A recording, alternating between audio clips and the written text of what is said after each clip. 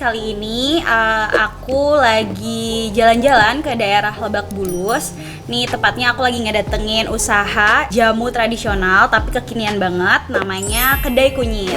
Halo Getters, aku Halena dari Kedai Kunyit. Saya Aisyah dari Kedai Kunyit. Nah, kali ini aku mau kenalin nih produk-produk dari Kedai Kunyit.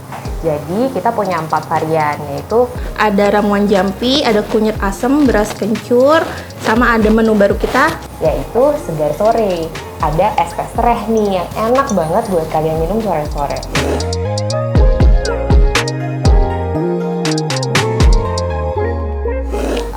Sebenarnya aku berbagi tugas sama Aisyah, partner aku. Jadi kalau di Kedai Kunyit itu kita berdua sama-sama meramu dan juga memasak gitu. Kemudian kalau Aisyah itu lebih banyak di bagian admin, kalau misalnya aku ada di bagian konten Instagram, copywriting, kemudian juga untuk strategi marketing dan bisnis itu sama-sama kita bagi dua.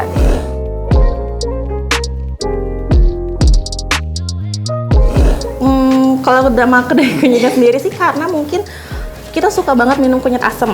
Saya sama Halena suka sekali minum kunyit asem, jadi kita mikirnya pakai nama kunyit aja deh, kayaknya lucu, terus ditambahin kedai karena kita tujuannya nanti pengen punya kedai sendiri. Oke, selamat pagi Kak Aisyah. Pagi. Kak Helena. Makasih banget udah ngasih kesempatan kita buat sharing sama Getters tentang UMKM ini. Ini kan termasuknya UMKM juga ya, Kedai Kunyit gitu. Boleh diceritain gak sih Kak, backgroundnya apa, terus kenapa kok akhirnya menjalankan usaha Kedai Kunyit ini? Kalau dari aku sebenarnya lumayan jauh ya, karena dari sisi pendidikan itu bukan internasional gitu. Sedangkan kalau Aisyah memang background perkuliahannya emang udah di manajemen bisnis.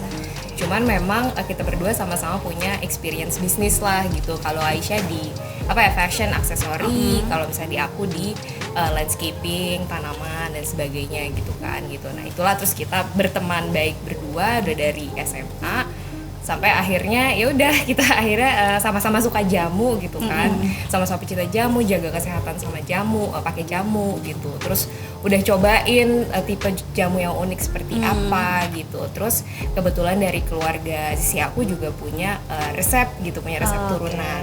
Terus ya udah kenapa nggak kita bikin bisnis berdua. Terus karena lahirnya pun juga di masa pandemi gitu kan, kayak udah it's our calling aja gitu. Oke, ini waktu yang tepat nih gitu untuk mengeluarkan resep baru gitu. Terus yang sesuai juga sama taste kita, tapi bisa disesuaikan sama toleransi masyarakat sama jamu gitu. Karena kan dari jamu sendiri orang masih ngerasa nggak enak, pahit, kayak gitu kan. Aduh, ketinggalan zaman banget gitu ya. Iya. Oke, berarti Kedai Kunyit ini lahirnya baru pas pandemi. Baru pas pandemi, benar. Terus di awal tahun itu kan akhirnya langsung mau jualan nih. Awalnya itu emang buka pemesanan dulu, apa langsung masuk ke di Tokped kan ya? Apa lewat Instagram dulu aja gitu, gimana? Kita awalnya pasti riset dulu ya, Mbak. Jadi kayak kita tanya-tanya dulu ke keluarga juga. Kita masak sendiri, cari resep sendiri, terus kita tanya ke keluarga kita enaknya kayak gimana sih, sukanya kayak gimana sih, teksturnya suka yang kayak gimana gitu. Terus setelah itu kita kasih ke teman-teman juga, baru kita coba berani buka Instagram, kita buka PO, buka pesanan. Terus ya alhamdulillah sih sampai sekarang dapat yang langganan ya gitu. Kayak gitu sih. Terus kan ini aku lihat nih dari Instagramnya Kedai Kunyit ya, udah tertata banget nih kayak desainnya gitu-gitu. Itu berarti yang ngurusin siapa? Kalau desain sama Desainnya konten Helen aku sih. sebenarnya. Oke. Cuman kita tetap diskusi berdua sih, kayak mau naikin apa nih minggu depan segala macam. Cuma memang masih belum seaktif itu Iya. gitu. Karena masih sama-sama punya kesibukan masing-masing gitu. Cuman memang kedepannya nih, memang bulan depan memang kita udah mau mulai gencar lebih cepat lah, fasenya lebih cepat. Kebetulan aku udah punya anak satu gitu. Jadi ya kegiatan aku Kelihatannya masih pegang muda anak. Tapi menarik banget nih, aku lihat dari Instagramnya kan, salah satunya itu ada jurnal Kedai Kunyit nih. Ini ya, pahlawan kunyit ya? Iya, yang kayak ngumpulin botol ya kalau nggak salah. Iya, benar.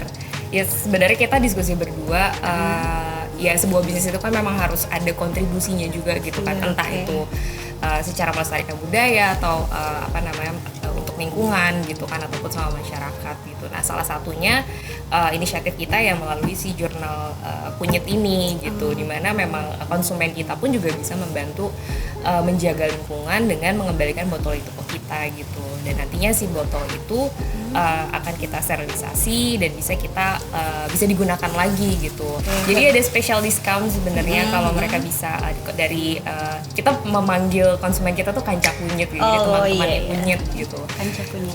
Jadi kalau misalnya mereka bisa membalikan 5 botol, mereka akan dapat diskon 30% dan nantinya si botol itu pun juga free ongkir gitu. Dia nggak perlu bayar apa-apa, jadi hanya mengembalikan aja ke kita. Plus dapat keuntungan gitu, dapat diskon. Berarti ini selama menjalankan usaha ini nih kedai kunyit udah ngeluarin berapa varian nih? Apakah jamu aja? Kan kebetulan ada ini juga ya, hampers ya? Iya.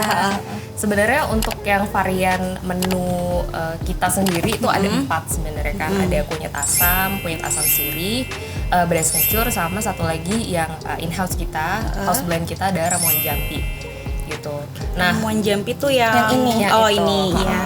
Terus aku juga tertarik banget lihat di bionya, kalau nggak salah kan ada hashtag dukung petani lokal gitu kan.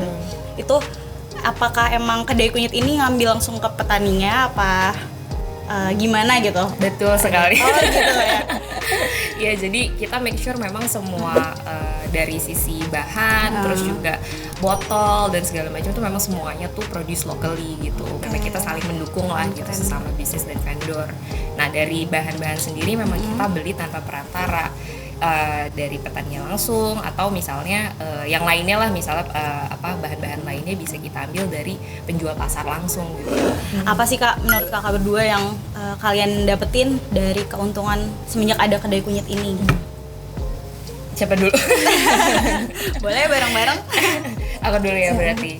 Ya sebenarnya selain material udah pasti seneng banget karena dengan adanya bisnis ini kita bisa membantu menyehatkan teman-teman di luar sana gitu, kanca kunyit gitu. Terus juga bisa ngebantuin teman-teman di pasar, bisa ngebantuin petani lokal gitu. Maksudnya kan kita membangun bisnis ini juga memikirkan sesama kita lah gitu. Jadi sebenarnya the art of penjual ini ya itu gitu. Dan juga kita jadi kenal komunitas-komunitasnya juga. Apalagi pas ikut market tuh kita jadi kenal banyak orang gitu. Jadi dapat feedback banyak juga gitu. Kan kebanyakan anak-anak sekarang kalau mau usaha tuh kadang maju mundur gitu. Kayak aduh takut nih apa bisa nggak ya gitu, apa bisa bagi waktunya nggak ya, atau ada nggak sih tips and triknya gitu? Sebenarnya sih yang penting percaya diri aja sih. Terus kalau misalnya emang kita yakin bisa gitu, jalanin aja dulu. Emang kedepannya pasti ada rintangan, cuman semua kan bisa dilaluin, bisa cari jalan keluarnya gitu. Iya sih, yang penting tuh karena awal pasti ragu-ragu banget ya untuk memulai. Yang penting tuh udah nggak apa-apa, mulai aja dulu gitu. Nekat gitu ya. Nekat aja, mulai dulu, sukanya apa, terus langsung mulai, oke gitu. Mulai bikin strategi sendiri, mulai terus kalau misalnya orang sekarang ya udah bikin aja dulu Instagramnya, jatuhnya kayak gitulah. Bikin dulu Instagramnya, nah barulah sepanjang jalan mulai riset, terus mulai mencoba eksplor sendiri gitu, mulai mengenali komunitasnya kayak apa gitu kan. Dan harus tahu juga sih kalau bisnis pasti kan ada naik turunnya kan. Iya. Nggak mungkin kita di Naik atas terus. Oke, hari ini cukup sekian. Aku Novita dan Kak Helena sama Kak Aisyah. Balik lagi di acara Getters lainnya. Bye.